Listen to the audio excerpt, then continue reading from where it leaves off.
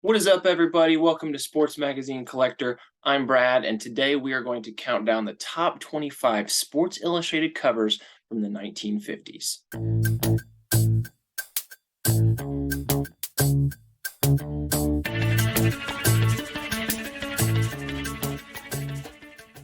All right, so Sports Illustrated released their first weekly magazine in the year 1954. And obviously, there have been a ton of amazing covers over the past 68 plus years.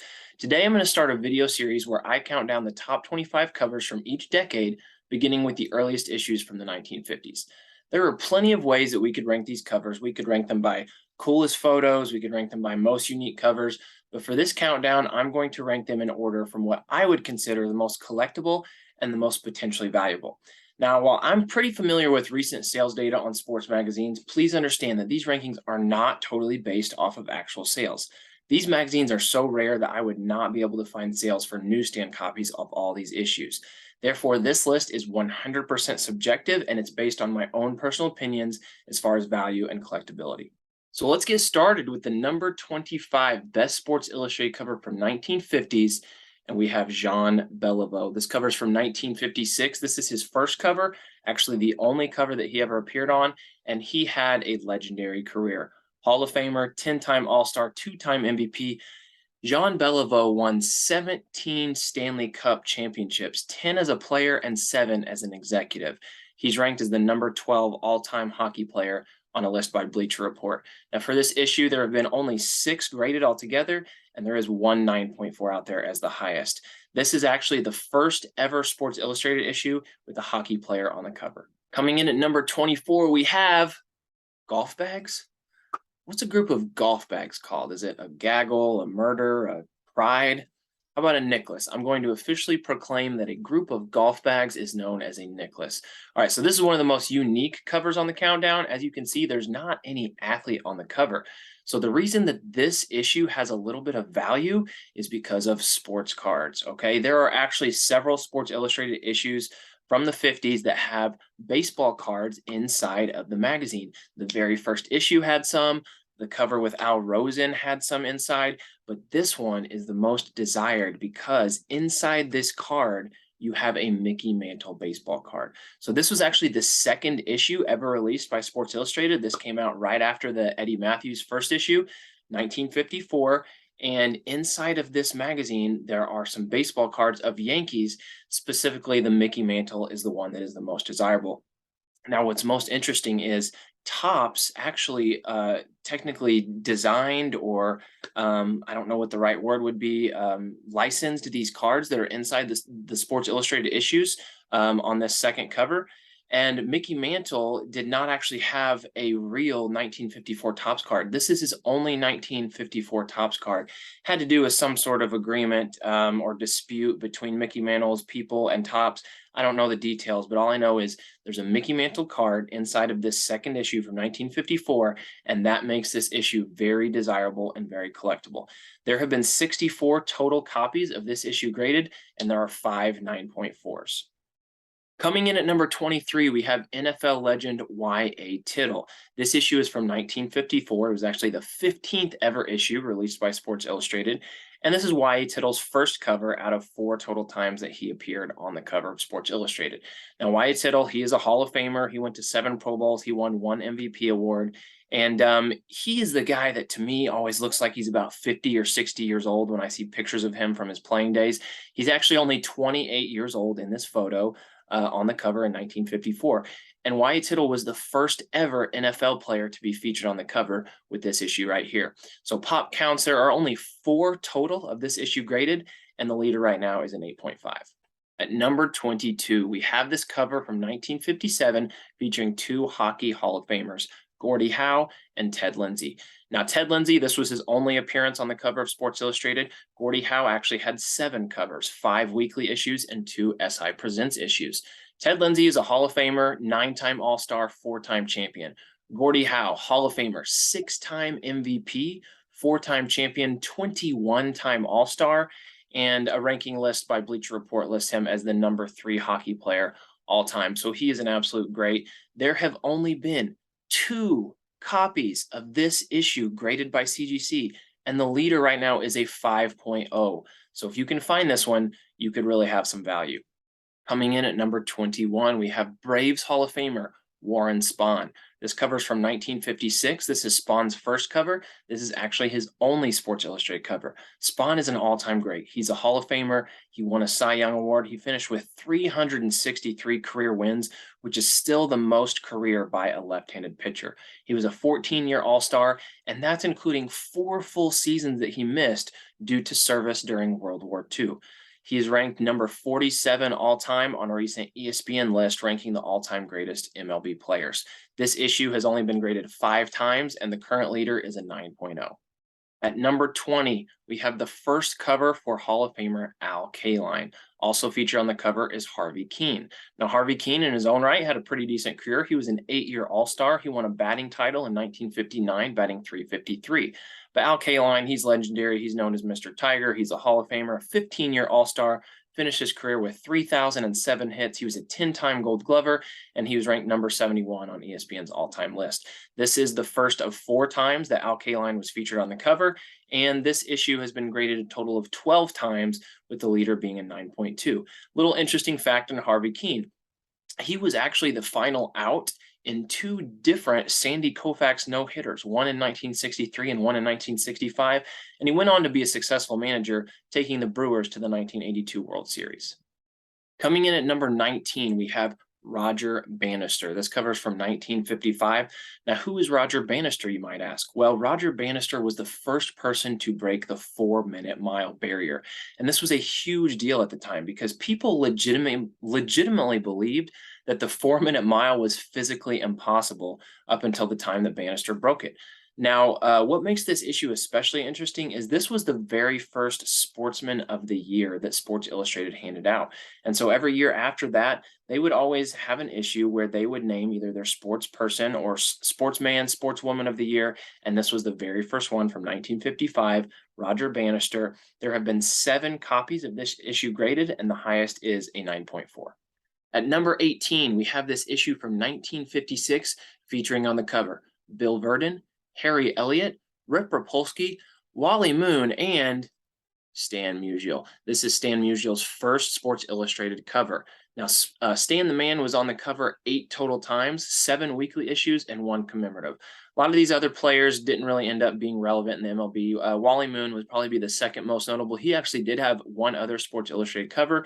He was a 3-time All-Star. He finished 4th in the 1959 MVP voting.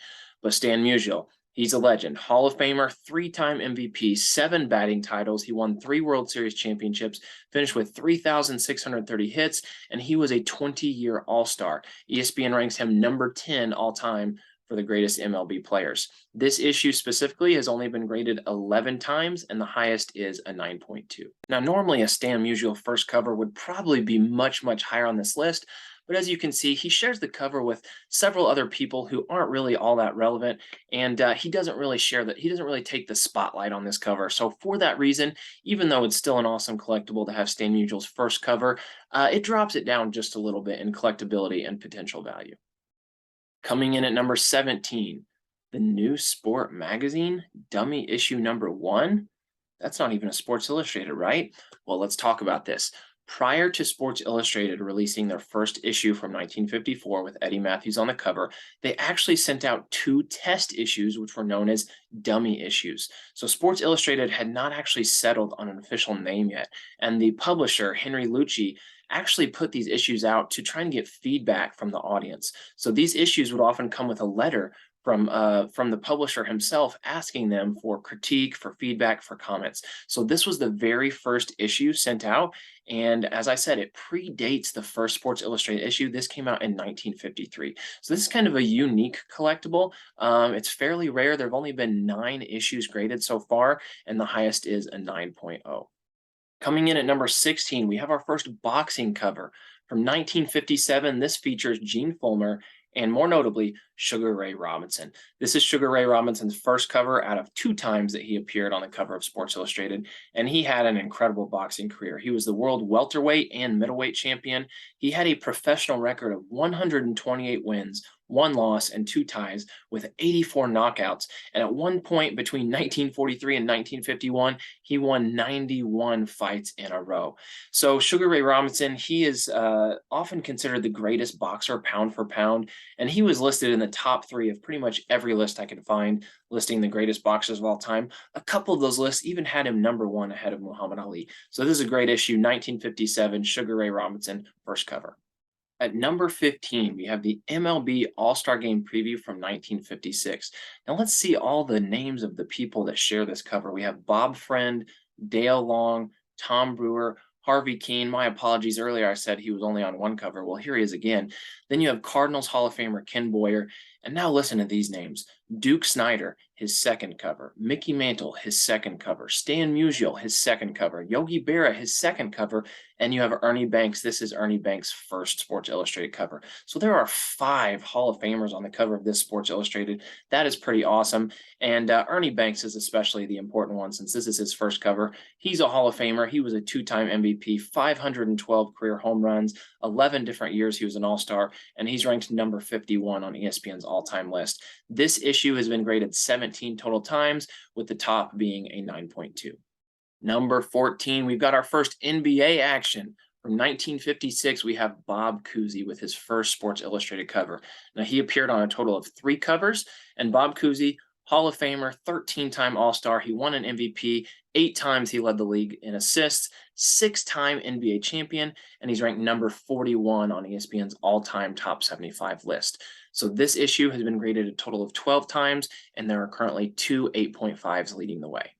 Number 13, beautiful cover here from 1955. This is Brooklyn Dodgers Hall of Famer Duke Snider. We just saw him on the All-Star preview with his second cover. This is his first cover. Duke Snider was a Hall of Famer, 8-time All-Star. He won 2 World Series. 6 times he finished in the top 10 in MVP voting, and he's ranked number ranked number 95 on ESPN's all-time list. He's known as the Silver Fox. A really cool fact about Duke Snider is he actually hit 19 home runs off of Hall of Famer Robin Roberts, which is the all-time record for most home runs off of a single pitcher. This issue has been graded 11 times, with the leader being a 9.6. At number 12, we have NFL legend Johnny Unitas. This is his first cover from 1959, and this was the first of 7 times he appeared on the cover of Sports Illustrated. Now, what's really interesting is that of those 7 times that he appeared on the cover, 5 of them actually were after the year 2000. So he's been on a lot more modern covers, but this was his very first cover from 1959. Johnny Unitas, Hall of Famer, 10-time Pro Bowl. He won 3 MVP awards. He did win a Super Bowl, and he is ranked number 9 according to USA Today's all-time greatest NFL players. This issue has been graded 7 times, and there are 2 7.0s, which are the leaders. Now, this issue would probably be a little bit higher for a Johnny Unitas first cover, except that it's not an actual photo. It's more of an artist's rendering of Johnny Unitas. So still very collectible, coming in at 12 on the list, but that would drop it down just a couple spots as opposed to if it had been an actual photograph of Johnny Unitas.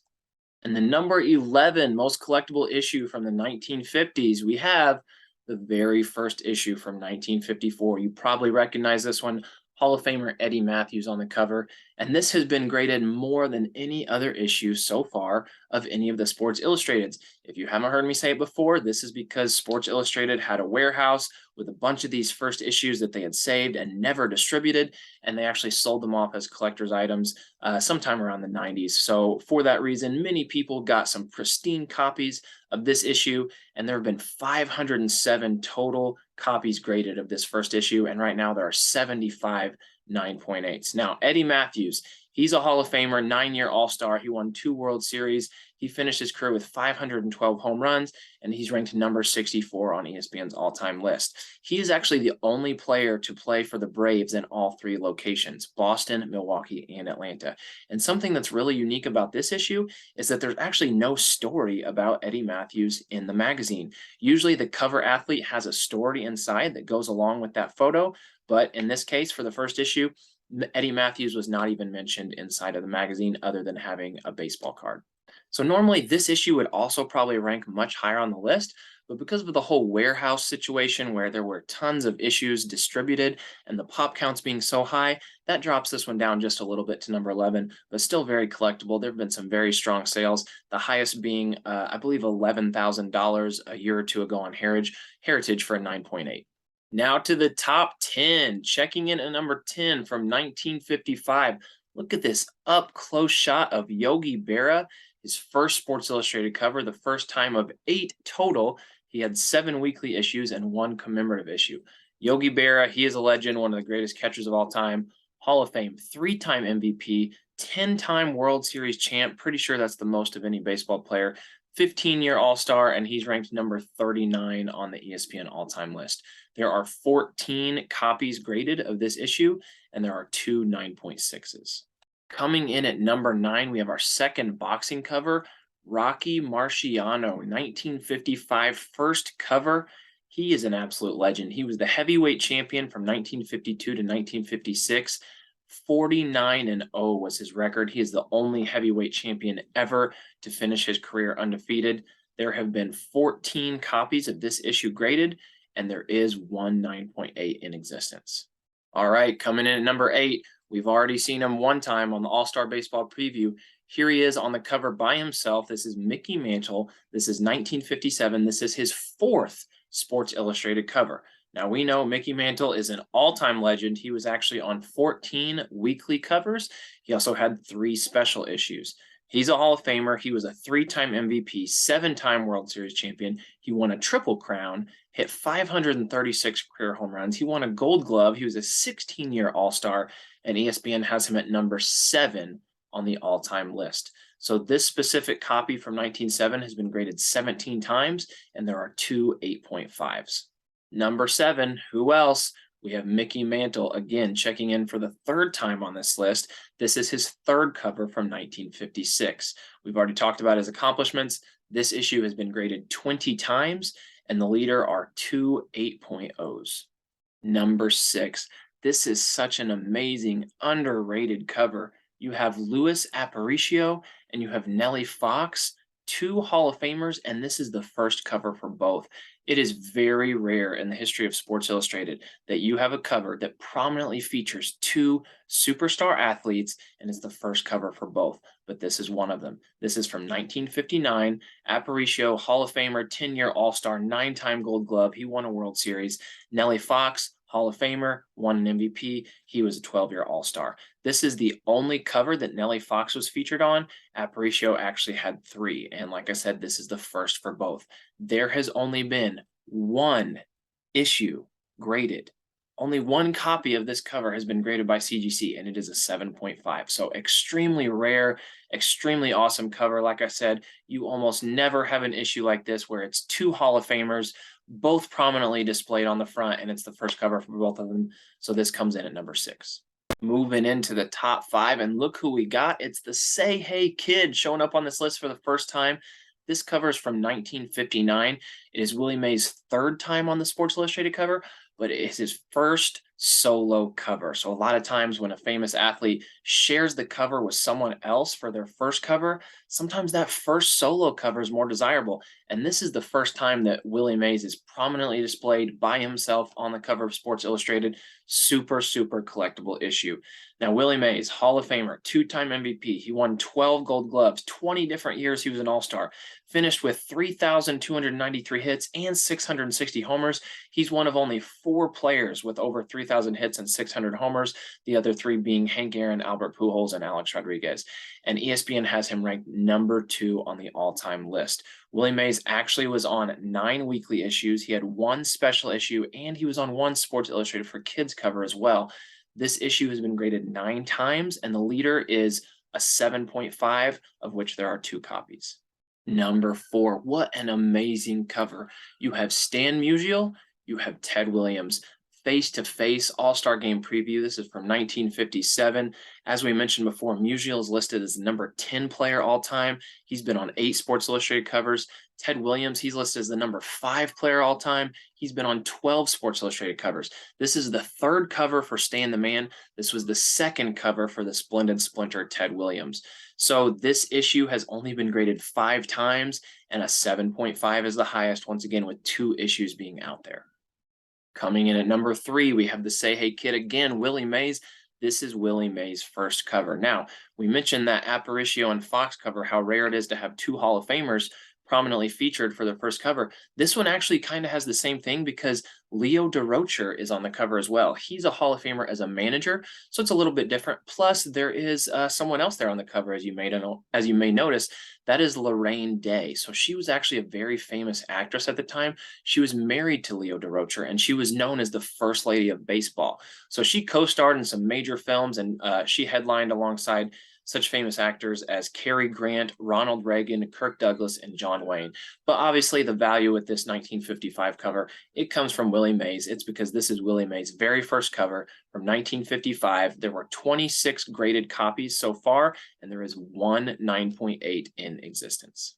Number 2, what an absolute beauty. For the 2nd time showing up on our list, we have Ted Williams. Last time he was sharing with Stan Musial. This time he's solo, and this is his first cover. What an amazing first Sports Illustrated cover for Ted Williams. This is from 1955, the first of 12 times that Ted Williams was on a Sports Illustrated cover, and there have been 35 copies of this issue graded. There's actually 3 9.8s out there, so a little bit surprising for this issue from 1955, but absolutely awesome cover. Coming in at number 2 on our list, Ted Williams' first cover. And coming in at number 1 on the list of most collectible issues from the 1950s, not a big surprise, we have the great Mickey Mantle. This is his first Sports Illustrated cover. Look at that issue, prominently featuring the Mick. This is from 1956, the first of 17 total times that he appeared on some sort of Sports Illustrated cover. So there have been 24 copies of this issue graded, and there are 2 9.6s currently leading the way. An argument could be made this is the number 1 Sports Illustrated issue of all time, but we'll leave that for another list and another countdown on another day. For now, it's going to headline the top issue of the 1950s. Absolutely awesome. Mickey Mantle, first Sports Illustrated cover. All right, that's the list. That's it. The top 25 best Sports Illustrated covers from the 1950s. Let me know what you think. Who should have been higher? Who should have been lower? Who did I leave out? Leave a comment. Give me some feedback. Let me know what you think. Please like this video. Please subscribe to my channel. There's going to be lots more content coming your way on sports magazines. Going to be lots more countdowns. We're going to be counting down the top 25 issues from every decade. So thank you for watching. All right, guys, it is time for some trivia. Let's see what we got. So last week, we asked the question, which Sports Illustrated issue was the first to ever be graded by CGC? And the answer is this May 26, 2008 issue, which featured Bizarro Baseball, and it was drawn by artist Mark Bagley, famous comic artist known for doing some different Marvel comic designs. So this was actually the first issue graded. Makes sense because CGC has always been a comic grading company, and the first issues that were graded were actually signature series. They were signed by Mark Bagley. So moving on to today's question. Right here, you have Larry Bird's very first Sports Illustrated cover, awesome issue from 1977. Sports Illustrated actually recreated this exact same issue image and background later on. Which athlete was featured on the cover when they recreated this same image? Drop your answer in the comments, and if you're the first to answer correctly, you'll get a shout out in my next video. See you guys.